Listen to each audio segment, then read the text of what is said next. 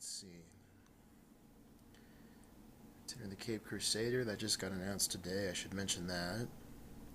Killing Joke movie. I'll talk about that. It's not very good. Suicide Squad, that definitely wasn't very good. It wasn't that bad. We'll work on it. Rebirth comics, yeah, definitely. Down to go about those. Those are pretty good. Telltale Batman game.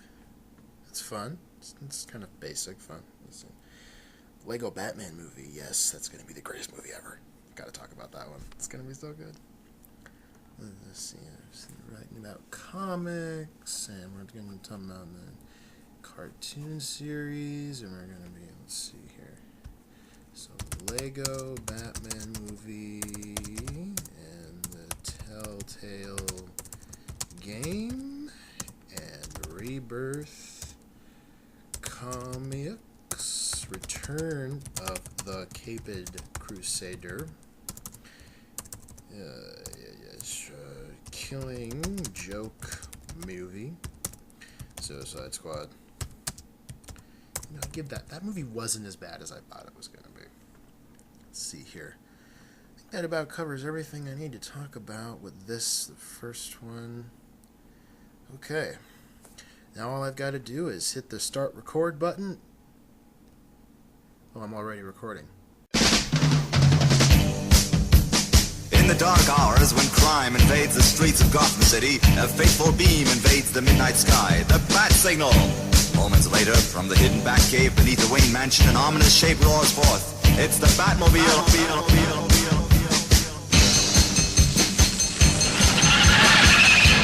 Police streets and skin.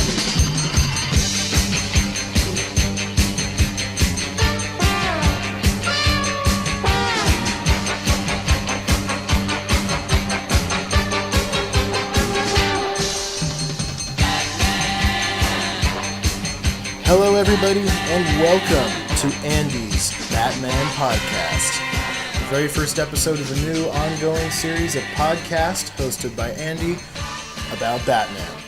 It's fairly self-explanatory. It's right there in the title. It doesn't require a whole lot of deep thought.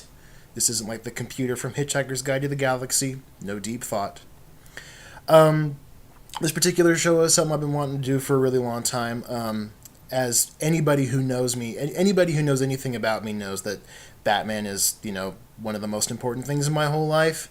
And I've always kind of liked the idea of doing podcasting. I've tried it before a couple of times with various other subjects. I did a podcast. I hosted a podcast at the comic book store that used to be here in Coeur d'Alene, but it isn't here anymore. And I had to quit doing that show because I got a job, and that job required me to work at the only time we were available to do the show, to record that show, so I wasn't able to continue doing that. But I did really enjoy podcasting, so I thought I should really get back into this. And I took another couple of stabs at podcasting about various different topics, horror fiction and science fiction and whatever other kind of stuff that I was interested in. But really, the only subject I could ever really adequately podcast about is the thing that I know more about than pretty much anybody else that I know, and that would be the Dark Knight, the Caped Crusader, the Masked Manhunter, the Guardian of Gotham, the world's greatest detective. The man has a lot of nicknames. He's done a lot of amazing things. So for this very first episode, what I'm going to do is, rather than kind of just picking a random topic and just going from there, for the first episode, I kind of wanted to bring all the listeners that I don't have yet, but I hope to have in the future, up to speed on what the current state of affairs is with the Batman franchise. I've got a couple of topics we're going to be talking about, mainly just news-related stuff, but to get us going, before I start talking about the news stuff, I wanted to kind of give you guys a bit of a preview on what the overall format of the show is going to be, I hope. Essentially, what Andy's Batman Podcast is going to be, is it's going to be not so much a single ongoing podcast, but more a series of different little mini podcasts that are grouped under kind of the umbrella term of Andy's Batman Podcast. We're going to have a couple of different little ongoing mini-series that happen periodically throughout the show. So one week we'll get a new episode of one little mini Batman series, and then the next week we'll get another episode of a completely different series and maybe another episode of the previous series, and we'll have a couple of different ongoing ideas for series that will crop up as the show is being made. I'm hoping to get this done once a week, but of course, how often does that happen anywhere? And even the most professionally produced podcasts, nobody gets it out every single week like they would hope to. But I'm going to shoot for it because, hey man, shoot for the moon, because if you miss, you're going to asphyxiate in the vacuum of space. So this particular show is going to be, sometimes, most of the time, it's just going to be me sitting here by myself talking to you folks about Batman, the thing I love more than anything, except for my family and 4 of my friends. And sometimes there's going to be other people sitting here. Some of them are probably going to be among those 4 friends. And we're just going to be talking about different things, different iterations of Batman throughout his history, sometimes cartoons, sometimes comics, sometimes movies, sometimes television, sometimes just random subjects, characters, whatever seems like a good idea at the time. This is all part of my plan to have a scapegoat, so where we don't have to worry about having one particular show all the time. I can just talk about whatever I want, and it's all part of the plan. So, anyway, let's go ahead and get started with this very first episode. This is going to be the first episode in another of our ongoing series, I suppose. Retroactively, this episode will be part of an ongoing series. This is going to be the first episode in just a series of basic news stories related to Batman, where I'm just going to periodically jump in and give you guys an update on all the new and exciting goings-on in Batman's world. And we've got quite a few to talk about them. I can't talk today. This is my first time podcasting in a long time. Talking is for chumps. We've got quite a few topics we got to go through, so I'm going to go ahead and get started. Right off the bat, I hope you guys never get tired of that joke, because I'm going to use it all the time. Right out of the gate, if you will, the first thing I want to talk about is something that just got announced today. I woke up this morning and I turned to my right to my laptop that sits right next to my bed, and I opened up Facebook, as I always do right when I get up in the morning, in case someone's tried to contact me or some interesting thing is going on. And right at the top of my news feed was a news story, where you would normally find news stories at the top of the news feed, and it's about a new animated Batman movie coming out. And I'm like, ooh, I'm always interested to hear about a new Batman movie, animated or otherwise, that's coming out. Click on the link, and holy cow, pun intended, it's going to be a new animated Batman movie based on the 60s TV show. What a brilliant idea. And it's going to be starring Adam West and Burt Ward as Batman and Robin. Further brilliance. And it's going to bring back Julie Newmar to voice the Catwoman. Trifecta of brilliance.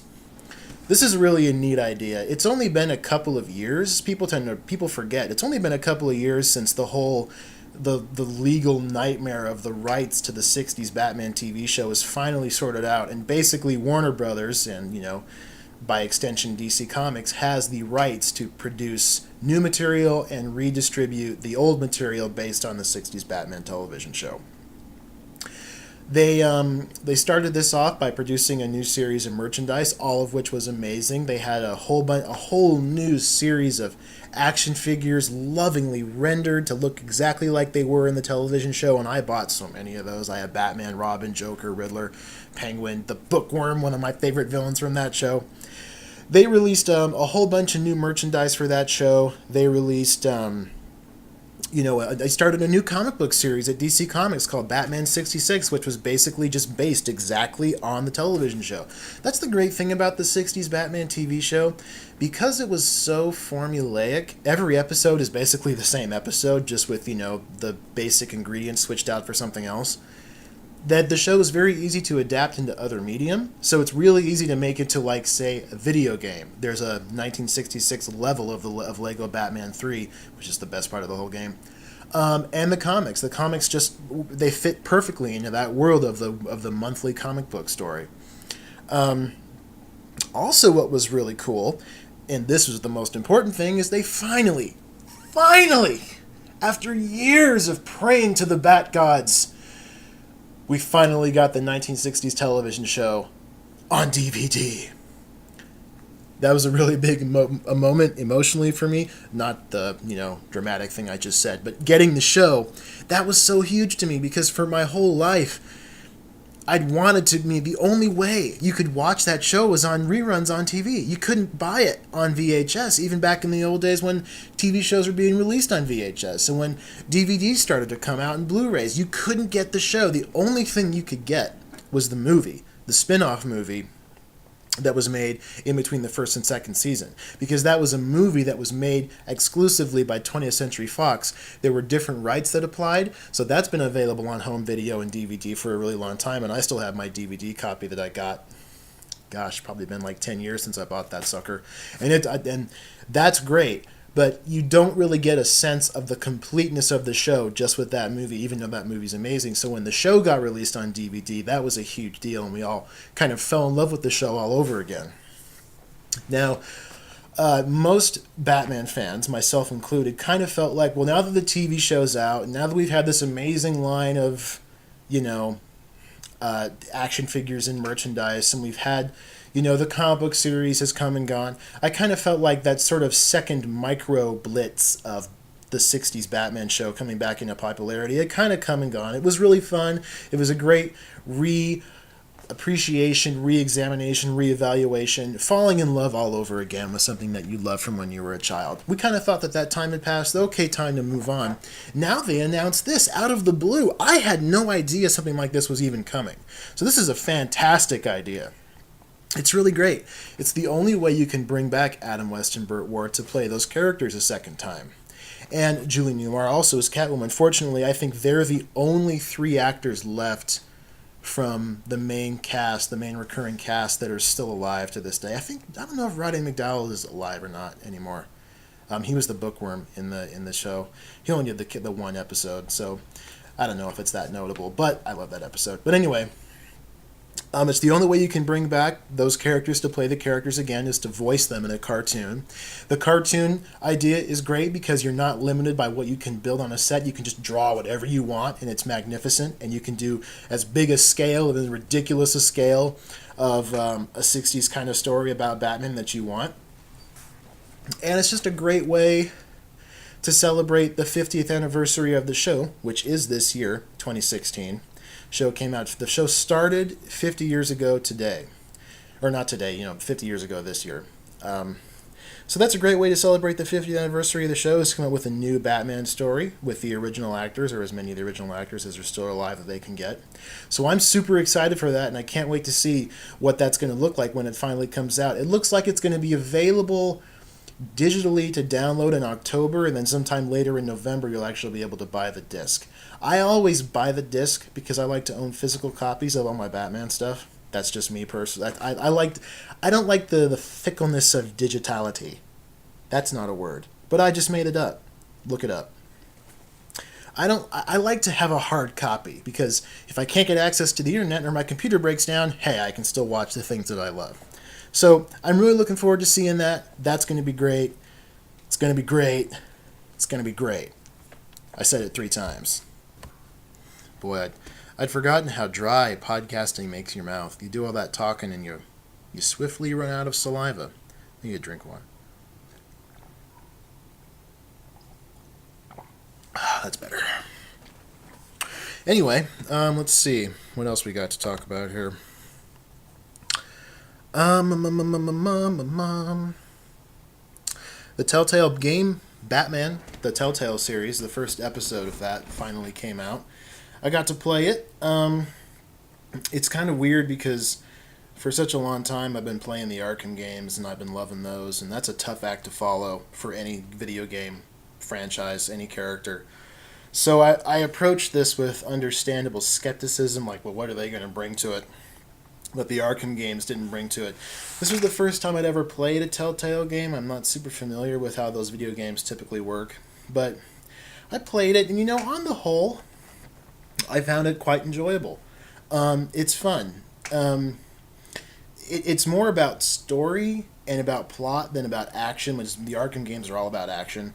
This game is more about the interactions you have with characters, and it's more about the way that the narrative unfolds and the implications it has for future episodes of the game. I'm assuming that are going to eventually come out of Telltale in the following years. I was kind of again, this is the first time I've ever played a Telltale game, and I'm kind of new to the way those games typically work. They're not so much. It's pretty simplistic. The game pretty much tells you, what buttons to push at what time that allows Batman to do the things that he needs to do. So the gameplay is not super complex. It's more. It doesn't feel like a video game so much as it does an interactive novel. You know what I'm talking about? You just kind of push the buttons when it tells you to push the buttons, and then things just happen. And there's not really a whole lot of controlling the movements of the characters and exploring the world free roam, which is fine. Not every game has to be the classic third person open world adventure game. But I still enjoyed the Telltale game quite a bit. Troy Baker makes a decent Batman. He does an okay job. I would have liked for them to have brought back Kevin Conroy. Obviously, you never get tired of hearing him doing Batman, but he didn't do it. But Troy Baker did a fine job. The whole voice cast on the whole was actually really good. The look of the game too was well conceived. They said in a couple of press releases when they were working on this game the first time around that they really wanted to create something that looked and felt like a comic book, and I don't know if it quite captured that look, but it definitely had kind of a more of a poppy, animated, illustrated feel than the Arkham games, which are so gritty and down to earth. This felt more like something that was designed, if that makes any sense. It felt like the Arkham games feel very much like they're set in the real world. This game felt more like it's an illustrated story. It felt like somebody drew this. So, that's an interesting take on it. It's not very long. The whole gameplay time, you can probably play the entire chapter in, an afternoon if you have time. But that's understandable. This is only the first chapter of what I'm assuming are going to be several upcoming segments of the story that are going to be released. So, no problems with the length necessarily. The design of the bat suit is okay. It's awfully gray in color. I prefer the bat suit to be black. Obviously, I grew up with Michael Keaton as Batman, and he had the black bat suit. Or, if you're going to do gray, make it like gray with black or gray with blue. Give it something, but just making it just kind of that uniform kind of dark charcoal gray color is a little boring to me. The design of the suit is okay. Just the coloring, I think, is, leaves a little to be desired. The storyline's pretty good. It's pretty straightforward. Harvey Dent's running for mayor. This is before he's Two-Face. This is earlier on in the career, before Harvey Dent becomes Two-Face. He's running for mayor, and he's trying to deal with, how do I interact with the organized crime elements in Gotham City? Can I use that to my advantage to become mayor, or should I just push it away because Harvey Dent's a real straight-laced dude? It's a decent story. You spend an awful lot of time as Bruce Wayne in the game, which I guess I get why the game designers would have gone with that, because it's very different. They want to explore Bruce's life and his activities more than have been previously explored in other Batman video games. I kind of got bored with it rather quickly myself. I kept waiting for him to put the costume back on, but it wasn't a deal breaker. I'll put it that way. I had a couple of problems with the game. Some of the look of the characters was a little bit weird. What is this strange tirade that adapters of Batman's story have against Alfred's mustache? I'll never know. But on the whole, it was a fun game. It was worth, the price I paid to play it. I played it on my PS4 because I bought a PS4 and I might as well use it. I bought it just so I could play Arkham Knight, oddly enough, and then I don't really have anything else I can do with it, so I, thought, I'll get another Batman game for it. It'll be like the Batman console. But it was fun. I enjoyed the Telltale game, and I'm certainly looking forward to seeing what more we're going to get in the future story. Because really, this game is all about the story. It's all about the narrative. So if anything else, I'm eager to see how the narrative is going to continue on for these characters in this particular version of Batman. There's a lot of interesting little threads that are left open that I want to kind of follow and see where that goes in future chapters of the story. So that should be fun. Let's see what's next on my list. Excuse me. Boy, it's been a long time since I've done any podcasting. This is more difficult than I remember. But then again, the last time I did this for real, I had like 3 other people to talk to. It's hard to talk when you're by yourself. It's counterintuitive, but I'm doing my best. I saw Suicide Squad finally. The reviews, I saw it like a week and change after it was released theatrically. The reviews for this movie were, we all know, were awfully harsh. Some of them were, I think, kind of ridiculously harsh. Like it was kind of absurd.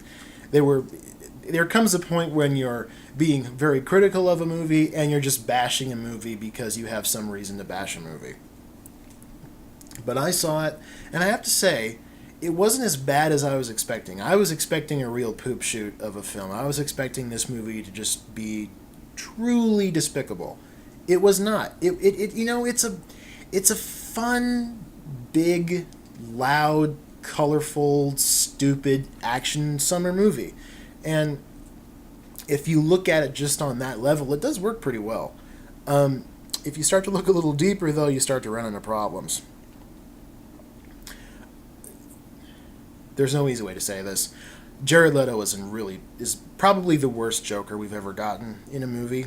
Now, yes, I know that there was a lot of stuff cut out of the movie, and we don't really see a lot of what he did for the film, and there's all this controversy.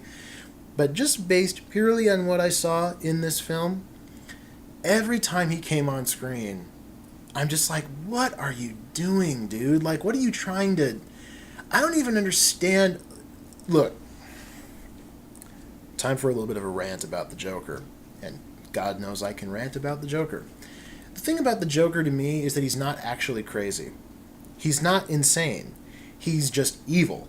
He's just a sadistic, heartless, cruel, selfish piece of garbage. And, he does all these kind of loony, colorful, off-the-wall things, but in terms of the actual way he functions as a human being, I don't think he's really, truly insane. He's not mentally ill in the way that a lot of people think of him. He's just a bastard. He just loves to rape and murder and kill and maim and torture and, destroy people's lives.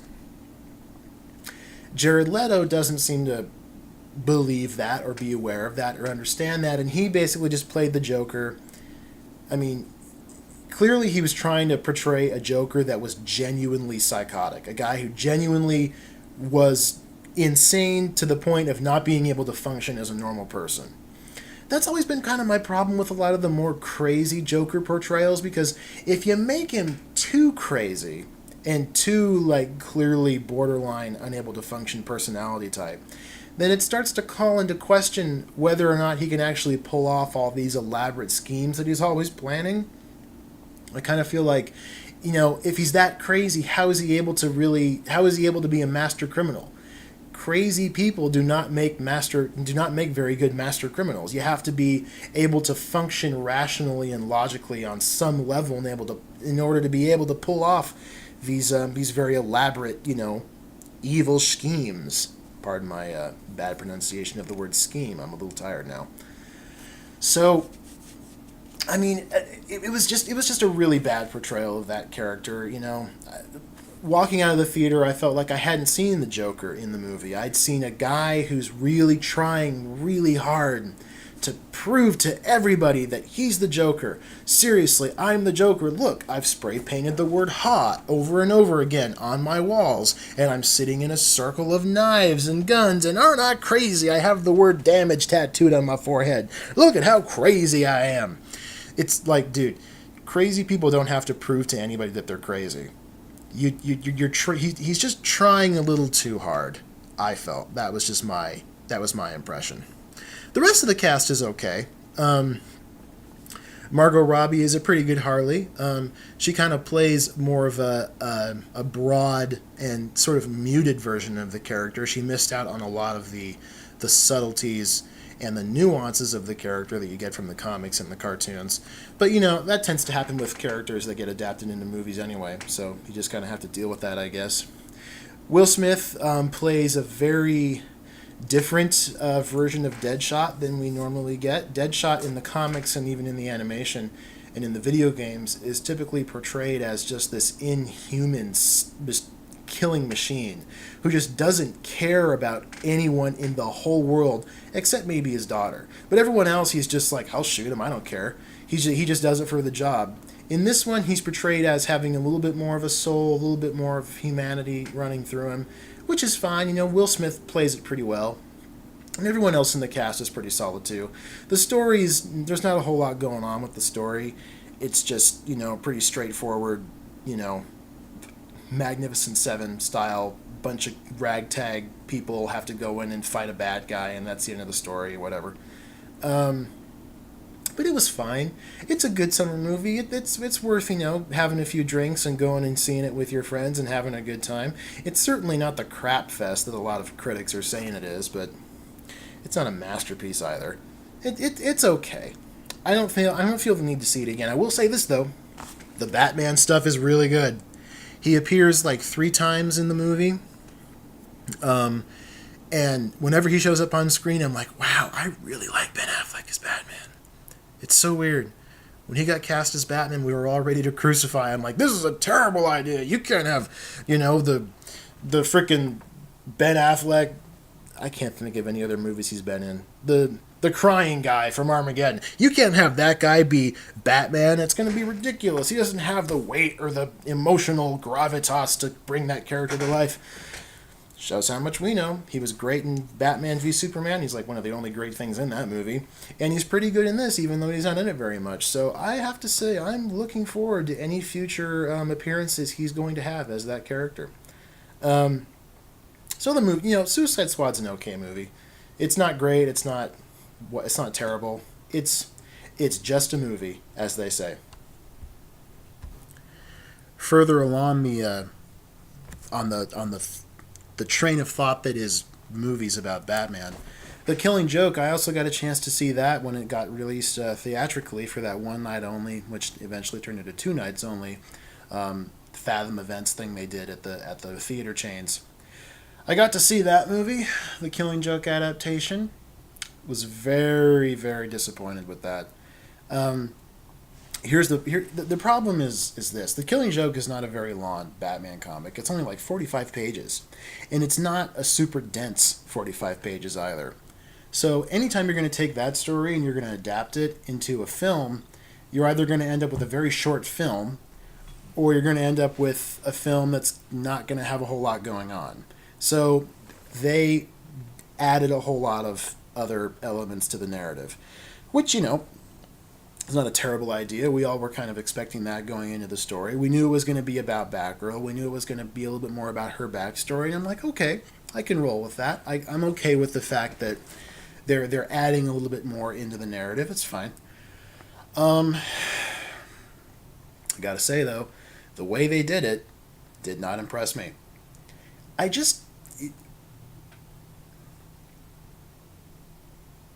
Dramatic pause. One of the more popular interpretations of The Killing Joke, especially in recent years, has been to look at it from a feminist criticism point of view. In the story, spoilers for anybody who hasn't read The Killing Joke, but I'm sure even if you haven't read it, you know of this part in the story. It's the most famous/infamous moment in that narrative. The Joker shoots Barbara Gordon. He knocks on the door of her apartment, she opens the door, and he pulls out a gun, and he shoots her in the stomach, severing her spine and effectively paralyzing her from the waist down for the rest of her life. Pretty horrific. And it goes even further. After the Joker kidnaps Commissioner Gordon, who's also at Barbara's apartment, the Joker strips Barbara naked and takes a bunch of photos of her shot and bleeding naked body, and later on in the story shows those pictures to Commissioner Gordon in an attempt, as part of an attempt, to drive Commissioner Gordon insane. It's pretty intense, pretty dark, pretty violent and visceral stuff. Even for a comic book today, that'd be pretty edgy. This was back in 1988. So, unfortunately, the way that a lot of people have read that as being very misogynistic, they've said that, oh, it's violence against women and they're glorifying it, and Barbara's character is only there to be shot and to be tortured and to be mutilated and to be used as a tool against other male characters in the story. Now, I guess I can kind of see the logic in that, but I have two comments about that I'd like to make, since we're on the subject of the Joker already. First of all, the Joker does a horrible, kind of violent and vicious act towards a woman. Well, that's what the Joker does. The Joker does horrible, vicious, and violent things to people. And he does it in a way that's very kind of that disregards them. He's like, I don't care about you. You're meaningless to me. I'm just killing you and doing horrible things to you to mess with somebody who I'm fighting, namely Batman. So, I mean, it's certainly not anything the Joker doesn't normally do. It's not like normally the Joker only goes after, police officers, and in this story he shoots a woman because it's a woman and who cares if she gets shot. That's not what the story's saying. That's not what this narrative is presenting. We're getting the Joker doing a horrible, psychotic, and evil thing to somebody in order to prove a crazy point, which is something that he does all the time anyway. Why is it so shocking now?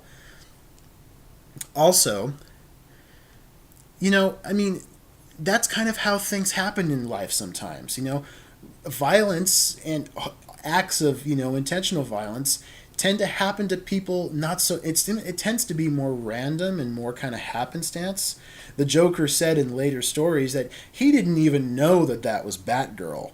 He just shot her because it was Commissioner Gordon's daughter. And people say, well, that makes her kind of such a meaningless character in that story. I don't think it makes her meaningless. I think the fact that he shot her shows that she has a great deal of value towards Commissioner Gordon and to Batman. I don't know. I think that people are reading into that story more than there's actually there. Other people this actually actively pisses me off. There are people that actually have the gall to get mad at Batman for not killing the Joker at the end of that story. Whether or not he actually does is something we'll get into another day. But assuming that Batman doesn't kill the Joker at the end of the Killing Joke, people get mad at him for not doing it. Well, he shot and maimed somebody that you work with and that you're close to, so you should have done something. You should have killed him. You should have taken him out. What kind of a selfish and petty and self-centered prick do you think Batman is, if that's how you think about this story? Do you think this is the first person that the Joker's killed and maimed? Do you think that this is the first person that's been used just in a horrible and self-centered and sadistic way by the Joker? This is not the first person this has happened to. This isn't the first person the Joker has done something like this to. And Batman knows that. It's not like this is the first time Batman's ever encountered the Joker doing something horrible and evil towards somebody. So why would the Batman kill him now? What makes Barbara so special? Oh, he shot somebody that I know, so now I have to kill him because now it's personal. That's stupid. That's petty and that's childish, and Batman doesn't roll that way, and we all know that. So for me personally, I have no problem with him not killing the Joker under those circumstances. If he didn't kill the Joker the first time the Joker killed somebody, there's no reason why he should kill him the 15th or 50th time he killed somebody. But that's just me. My point of all of this, the point I'm trying to make here, is that all of the backstory that they added into the movie adaptation of The Killing Joke really only is there to serve this problem that people perceive that the story has. people look at The Killing Joke and say it's kind of using Barbara in a way that doesn't do anything for her character. And people kind of get mad at the story for that reason. So I think, this is just me, what I think they were trying to accomplish by adding all of this Batgirl backstory was to address that and make her a stronger and more present character in the narrative, which in itself I don't have a problem with. I don't have a problem with fleshing out characters and stories more than they're initially set out to be. But the way they did it actually made the problem that may not have even been there in the first place even worse. Now you have a Barbara Gordon who's just this kind of whinging, kind of really pathetic version of Batgirl. The story, I mean, this is the way I read it, but the story heavily implies that the only reason that she started being Batgirl in the first place was to get Batman to notice her because she's got the hots for him. Is that all that Batgirl is? Is she just just yet one more potential love interest for Bruce? That really got on my nerves. That's where I can understand somebody looking at the movie with feminist criticism and seeing that problem with it. And clearly I'm not the only person who saw that problem with it. And yes, there is a scene where Batman and Batgirl have sex on a rooftop in this animated version of the movie. That's not in the original comic book, but is in this animated movie. It's a terrible idea. It's one thing for Barbara to kind of just try to lay a kiss on Batman. It's another thing entirely for Batman to be like, oh, I like that. Wrap his arms around her, and then they pretty much just take off their clothes, and then then the sex happens. And it's like, that's so out of character for both of them. Look, I'll believe, you tell me that Barbara Gordon has kind of a latent sexual attraction to Batman. Sure, I'll buy that. Batman's a big, strong, powerful, masculine male who's morally perfect and he's super rich. I can see how women would find him attractive. But I feel like there's a difference between finding somebody attractive and actually going there with the story. And especially, Batman doesn't seem like the kind of person who would do something like that with somebody that he works with, because that means that he's putting I kind of read it as he's putting his own feelings and his own wants and needs ahead of the mission, the crime-fighting mission, which Batman should never do. He should always be all about the mission, at least in my opinion. The point I'm trying to make here is that expanding The Killing Joke to make it a feature-length film is not a bad idea, but the way they went about it just made it really terrible, and also the structure wasn't very good. I did a fan edit of the animated version of The Killing Joke shortly after it was released digitally, and the fan edit that I did took out the first 45 minutes of the movie. So basically all you have left is just The Killing Joke, just that version of the story, and it's like a 47-minute animated movie, but it still works really well. At least, I thought it worked out pretty well. I thought it was pretty good. My fan edit was better than the original. Take that, Warner Brothers. So yeah, it hasn't been a good couple of weeks for theatrical Batman related movies. It's been kind of tough, but hopefully we've got something better coming on the horizon. But before we get into that, I want to take a minute to talk about the recent trend in the Batman comics. Quick history lesson, recent history of Batman comics for those of you that haven't been reading, which is understandable. A lot of people don't read the comics anymore. In 2011, DC Comics instituted this company-wide kind of rebranding of itself and relaunching of its entire line of comics called the New 52. They relaunched every single title they had with a number 1, which was kind of a big deal at the time because a lot of DC Comics have been running for like 70 some odd years. So like comics that are up into like the 700s and 800s in their numbering now got brought back to number 1, which a lot of fans kind of got upset about because, we were all looking forward for that magical 1000th issue, which would theoretically have been coming later, but I guess we're never going to get it now. Or will we? More on that later. So they reset the entire DC universe. They threw out all the old continuity and they just started fresh from just a completely clean slate. all their characters, Batman, Superman, Wonder Woman, Green Lantern, Flash, Aquaman, the Atom, Hawkman, the whole line of comics and all their characters started fresh from number 1. At first, it wasn't bad. There were a couple of really interesting things coming out of it. Grant Morrison's first 3 or 4 issues of Action Comics, the Superman story, was really interesting. We got some really interesting stuff from I forget who the writer was on Animal Man, but that was a really good series. Swamp Thing was really interesting. But really, the highlight of the New 52 was Scott Snyder and Greg Capullo's work on Batman. The Batman monthly title was solid from the day it started to the day it ended. Well, at least that's the consensus of most Batman fans. In my opinion, see, the New 52 lasted for approximately 52 issues, which is fitting. Just over about 4 years is how long the New 52 lasted. 4 or 5 years, somewhere in that neighborhood. Scott Snyder and Greg Capullo were the head writer and artist team for the Batman monthly title from the New 52 Batman number 1 all the way up to issue 51. They didn't do 52. They just did all the way up to 51, minus, the odd issue throughout the series where one of them took a break or one of them, had someone else come in and do the story for them. But they were there for that entire series. And the sales were really positive, and most people that were reviewing the series as it was running had really high reviews. For me personally, I liked the first story arc that they did, the kind of the Court of Owls story, which has kind of become famous. And the first Joker story they did, I thought was really, really good. A bit wordy. Scott Snyder's writing style is really wordy. He does a lot of it sounds like something that somebody wrote and not something somebody would say in real life. You know the kind of writing I'm talking about. But on the whole, those first 2 story arcs were really solid.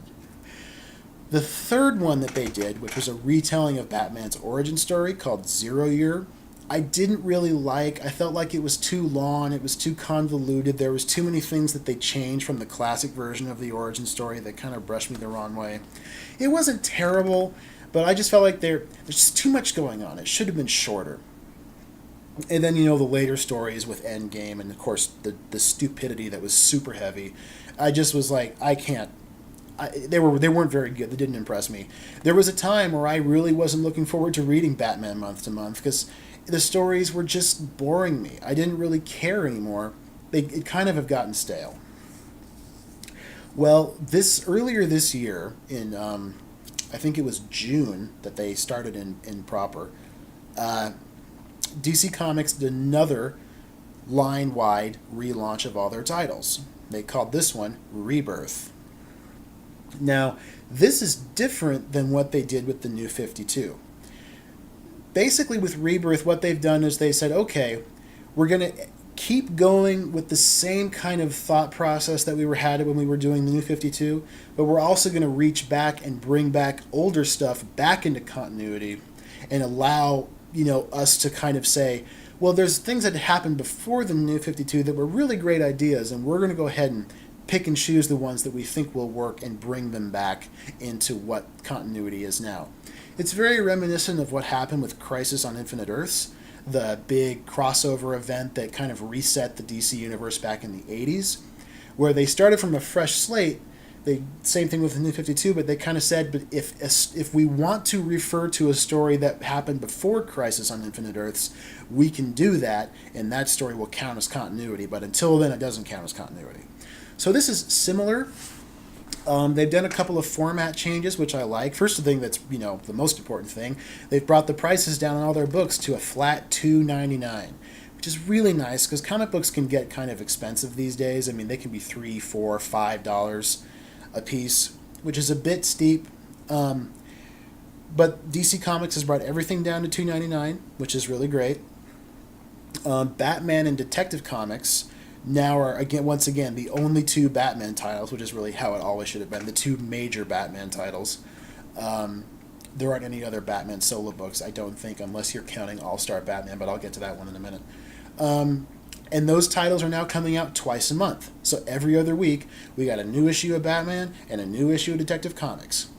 That's all well and good, but are the stories any good? And the answer is, surprisingly, yes. They're very enjoyable. Detective Comics has a really strong, solid narrative arc that they're working on right now. I'm very, very happy with how that's going. They've kicked Scott Snyder off of Batman, the Batman title, which again, I'm very happy about that because frankly, I was getting really tired of his writing style.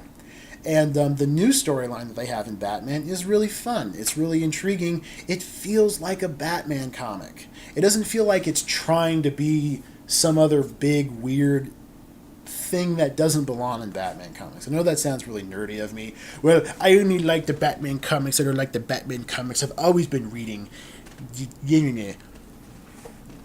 But, that's just my opinion. Previously, it wasn't working very well when Scott Snyder was doing it. Now I think it's working really well. It's really exciting. They've also gone back to the original numbering of Detective Comics. So, as opposed to it being they restarted Batman again, so this was like Batman #1. But Detective Comics went back to its original numbering, so now it's at like 937 or 938. I understand why DC did that because they've got that magic 1000th issue coming out and they want to make sure that they have the comic that can actually be numbered 1000 when that eventually happens so they can get all those delicious sales. But still, it's also a nice treat for the fans. So on the whole, I'm very happy with what DC Comics is doing with their comics in terms of Batman right now, except for All-Star Batman. The current series, All-Star Batman, is not to be confused with the old series, All-Star Batman and Robin Boy Wonder, which was amazing because it was so crazy. The one that Frank Miller wrote and Jim Lee illustrated. That one was amazing. I love that series, but not a lot of other people do because it's just really insane. Batman's having sex with people and he's blowing up cops and it's crazy. But it's also a lot of fun. This is a whole new series.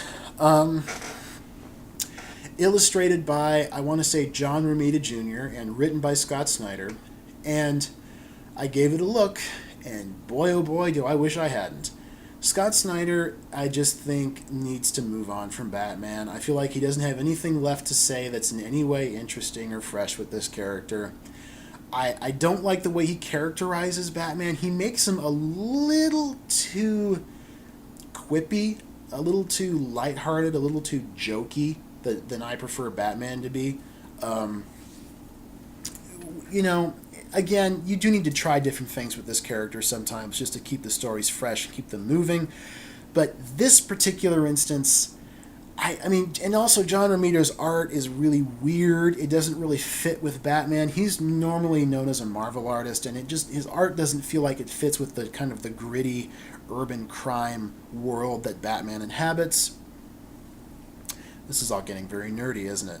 I don't like this person's artwork on this comic book, and this person's writing doesn't fit in with the characterization of the character that I prefer to read.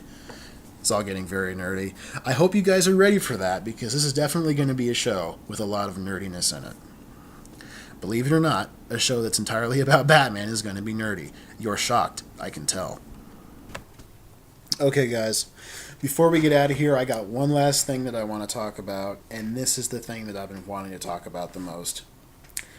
Recently, at the San Diego Comic-Con, which I think ended around the end of July, we got yet another trailer for the Lego Batman movie.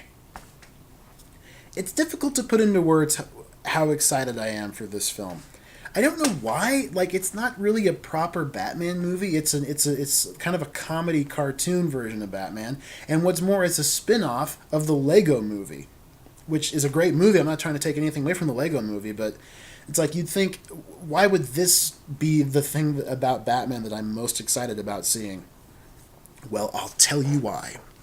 There are a couple of reasons. First of all, there's just going to be so many Easter eggs in this movie that are just going to appeal to fans, and that really makes me excited because I like Batman Easter eggs. Because I like I'm the only person that understands what that references is, and that makes me feel smart.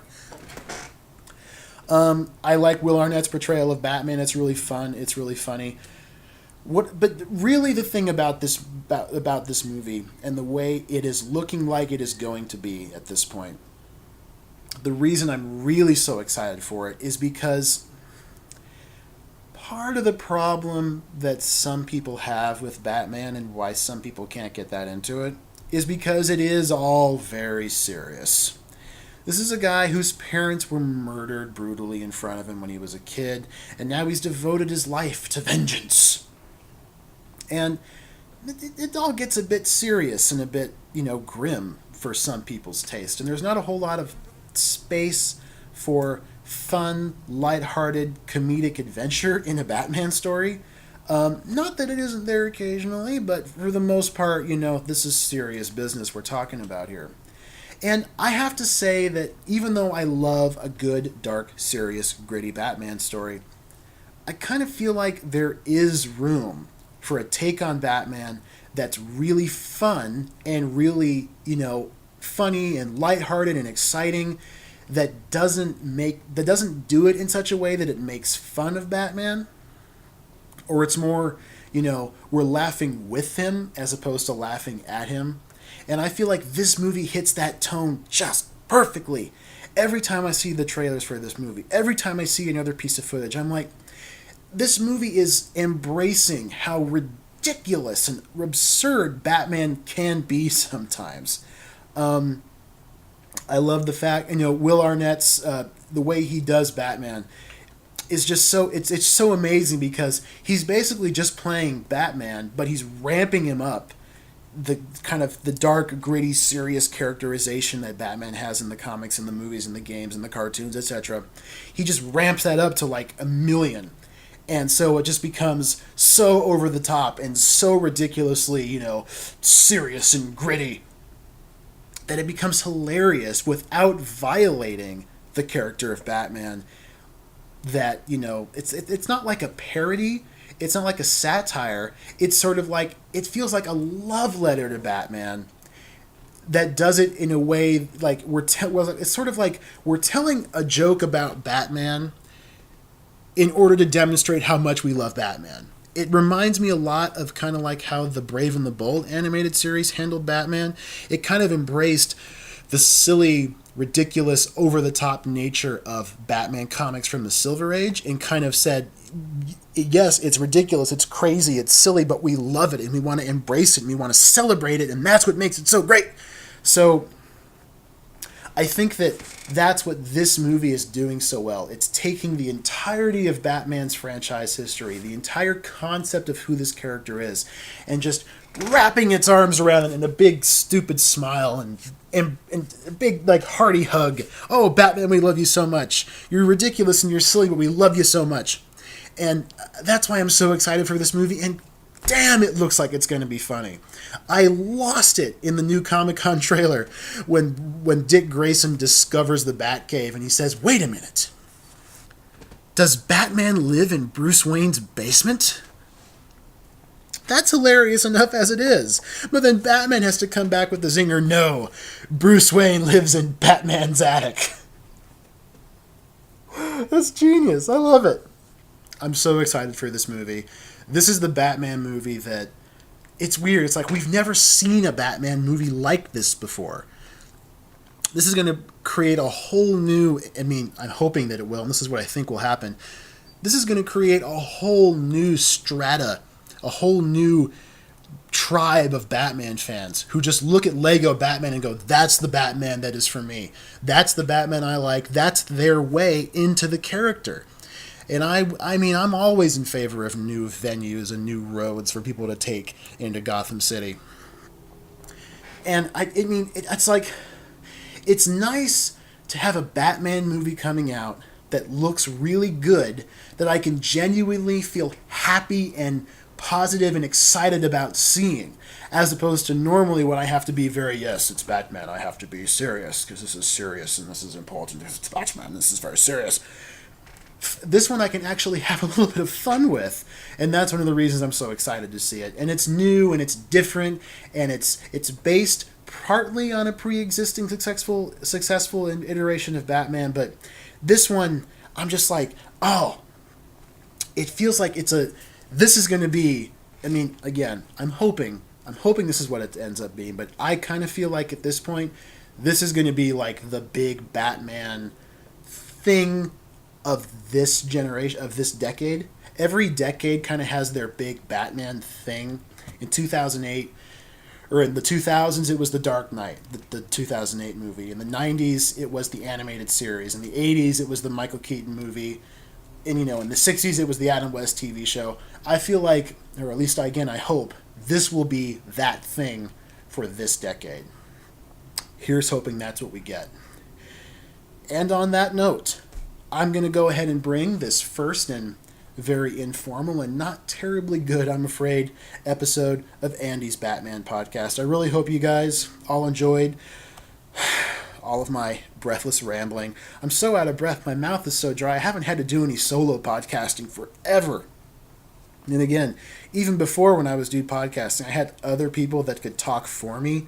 Like, we could talk to each other, and that made the conversation flow a lot more easily and a lot more naturally. When it's just me talking essentially to myself, it's hard to generate content, man. Hopefully I'll get better at it as the episodes continue to come out. Well, folks, thank you so much for listening, and I will see you next time on Andy's Batman podcast. Not possibly the same bat time, likely the same bat channel. It's all very up in the air at this point. Take care of yourselves.